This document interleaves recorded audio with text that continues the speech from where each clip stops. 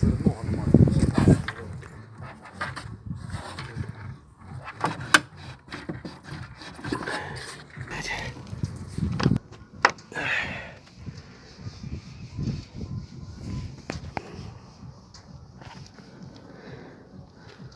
Хто таке придумав, блін?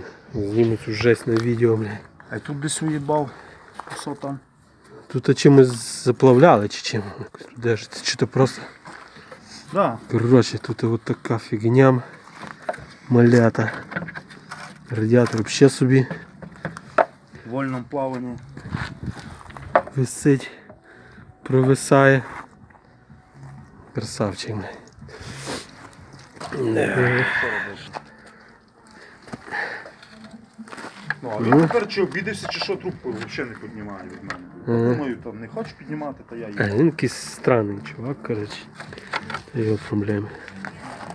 Коротше, Так я ж супер. йому казав, я не відказуюсь оплачувати. Радіатор. Ну, приїхав на ложний визов. Радіатор держиться.